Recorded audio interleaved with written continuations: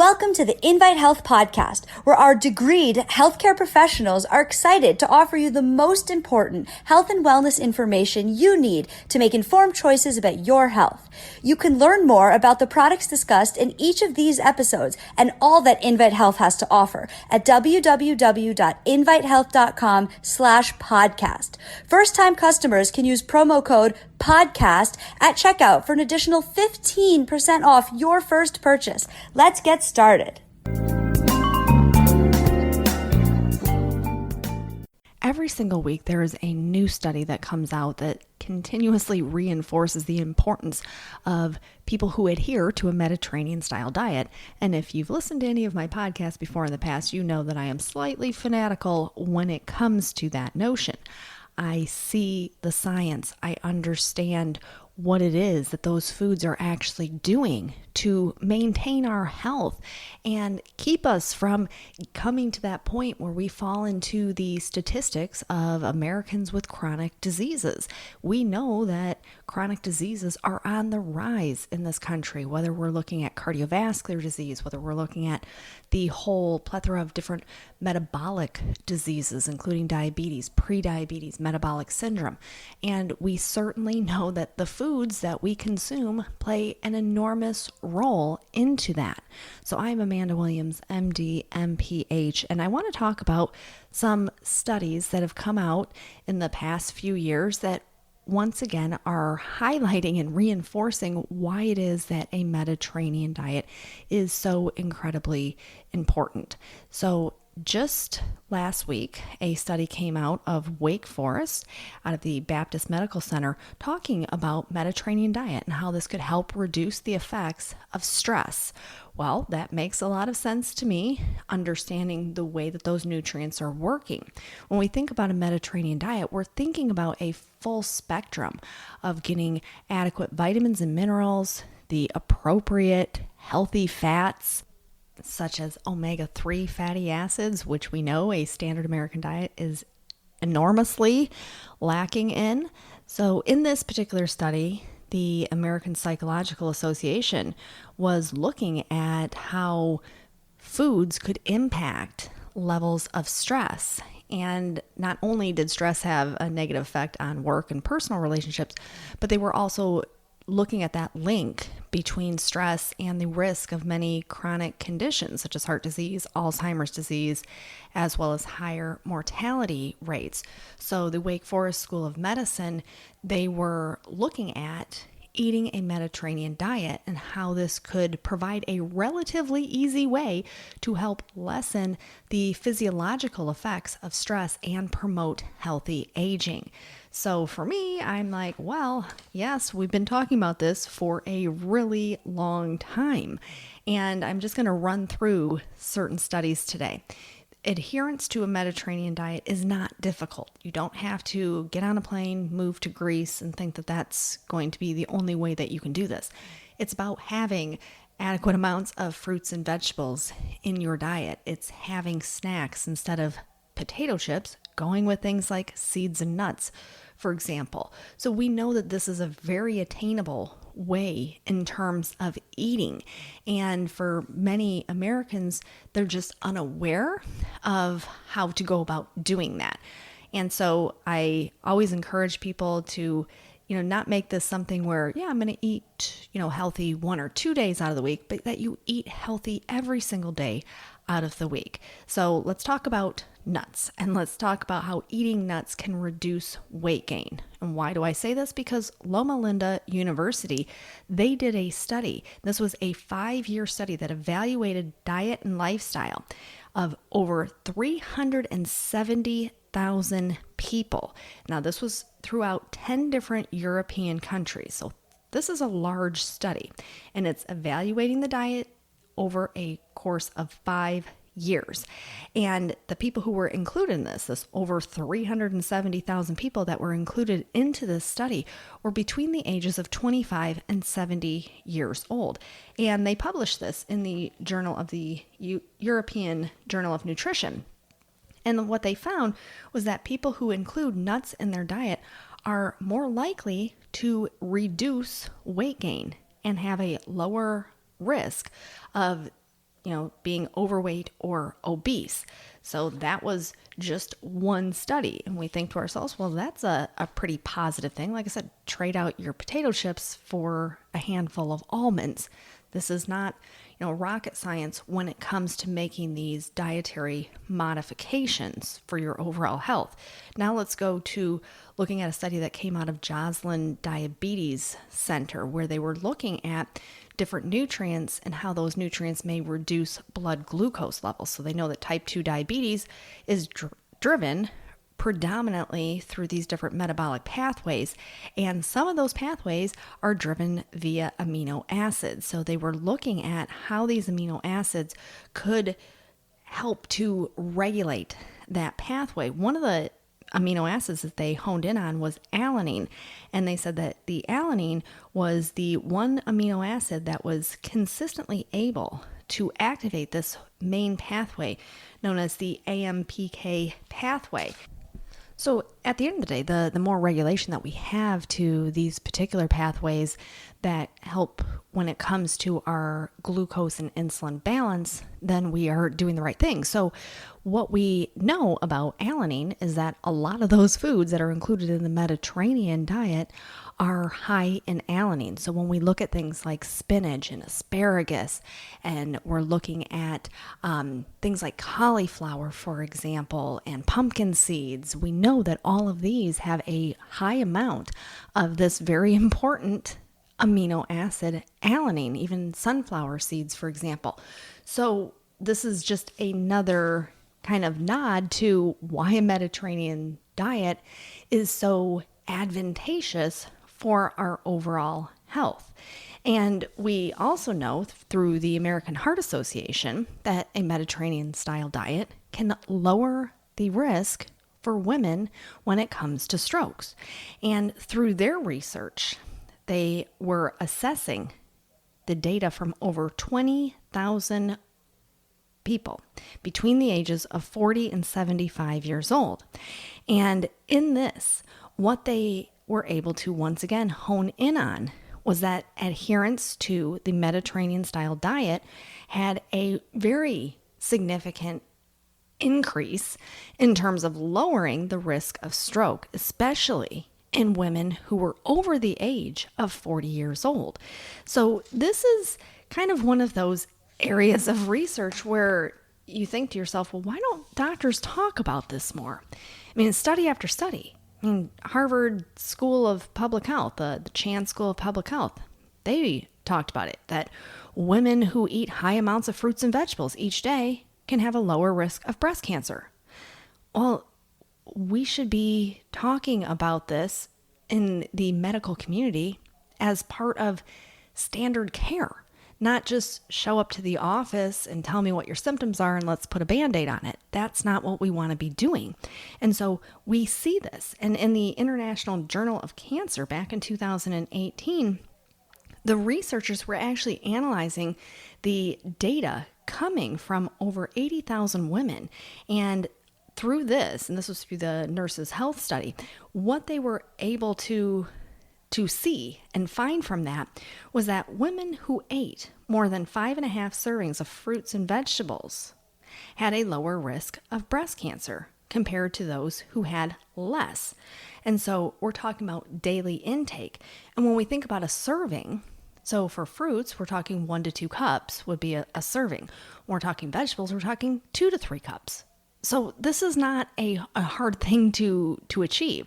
Say you have 3 cups of vegetables every day and you have 2 cups of fruit every day, then you're at that sweet spot.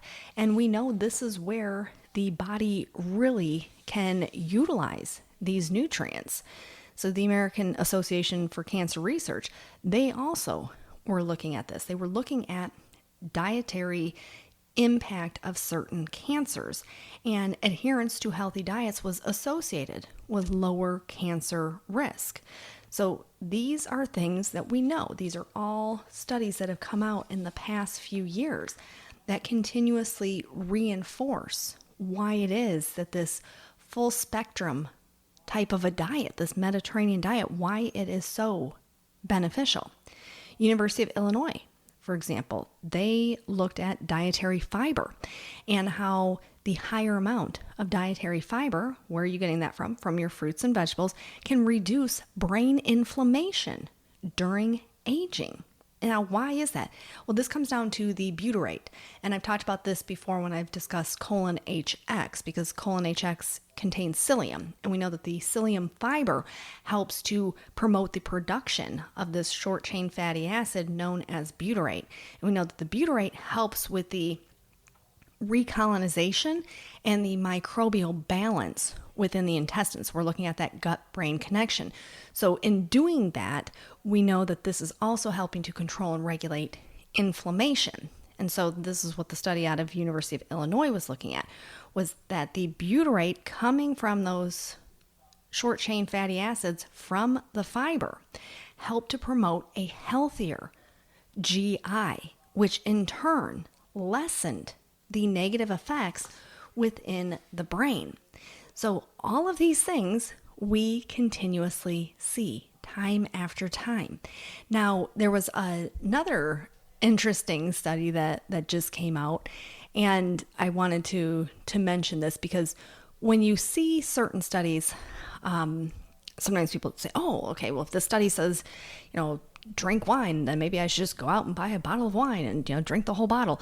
No, we always have to look at things in moderation. But Iowa State University, they came out and were talking about how diet modifications, including in having more wine and cheese, may actually help to reduce cognitive decline. So when we think about that, we have to think, okay, well, what exactly are they focusing in on? Well, they are looking at things like resveratrol. And we know that resveratrol is this incredibly powerful antioxidant that comes from grapes.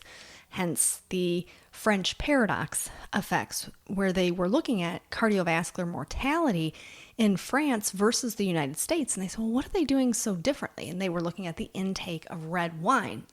So hence, you see a study like this out of Iowa State University, which they published in the Journal of Alzheimer's Disease, that was looking at this particular focus. So looking at the resveratrol, and they were able to do this via different cognitive testing assessments.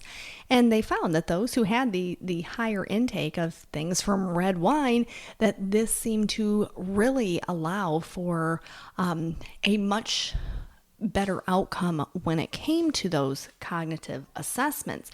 And for me, I think that, they also included in this cheese.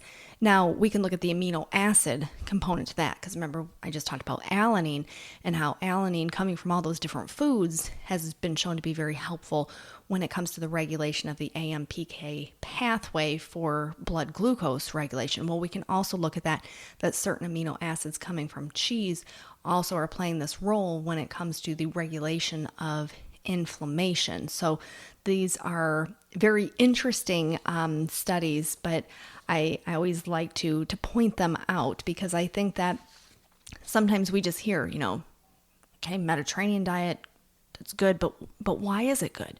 Well, because we see all of the different systems, how the entire body is benefiting from adhering to these foods. And like I said, this is not a difficult feat to actually achieve if you want to switch over from the standard American diet, which is lacking all of those key nutrients, over to the Mediterranean diet. So here's another study that I just want to mention to you, and it was talking about the adherence to the Mediterranean diet, how that can attenuate the inflammation and the coagulation process in healthy adults. So they were looking at C-reactive protein, tumor necrosis factor alpha. They were looking at amyloid plaques, fibrinogen, as well as interleukin-6 and homocysteine. So we know homocysteine is a determinant of vascular inflammation. And they said, to their knowledge, the mechanism by which the Mediterranean diet reduces cardiovascular risk was not well understood, which technically is not really the case, because this study was back in 2004, and this was through the Journal of the American College of Cardiology. But in doing this particular study, what they were able to see was that adherence to a traditional Mediterranean diet had the ability to reduce all of these markers for inflammation as well as for coagulation, which is important because when we look at something like fibrinogen, if you have too much fibrinogen in the system at any given time, we know that that can lead to the thickening per se of the blood, kind of the stickiness. And if that happens, then that certainly is not a good thing because then we are at a greater risk, hence of a stroke. So then we can go back and look at the Harvard public health study looking at the women who adhered to a Mediterranean diet and how that played this role, along with the study from the American Heart Association, with a protective role against strokes for women who adhered to a Mediterranean diet. So there's so much information out there. We know that when we do the right things, when it comes to these different lifestyle modifications, we yield so many more benefits than we can even recognize. Study out of JAMA, which is the Journal of the American Medical Association, they were looking at the effect of Mediterranean style diet on endothelial dysfunction, as well as markers for vascular inflammation in people who have metabolic syndrome. Well, who has metabolic syndrome? Well, a good portion of the United States adult population has metabolic syndrome or very classical indications that they are marching towards metabolic syndrome. So in this particular study, this was a randomized controlled trial, and they were assessing patients who followed a Mediterranean style diet versus those who just stuck with the standard American diet. And the main outcome that they were able to determine at the end of this study was that the nutrient intake from the Mediterranean diet played a really important role in terms of maintaining blood pressure, in terms of that platelet aggregation. So we're talking about that thickness of the blood once again, looking at the arginine response. So having more of the nitric oxide being released to help with vasodilation. So you're getting better optimal blood flow throughout the system. They were also looking at both cholesterol and glucose metabolism and finding that after 2 years of patients following the Mediterranean diet, that they had this really pronounced improvement in all of these different measures for endothelial function. Remember, the endothelial, that is the lining of your blood vessels. So study after study continuously show just how robust it is to have these foods into your diet. I cannot stress this enough. I think that this is one of those areas where it is so underestimated, the impact that foods actually have on our aging process. And for many people, they kind of take it for granted, or they say, you know what, I've been doing this type of diet for my whole life. I'm not going to switch over to a Mediterranean diet at this point.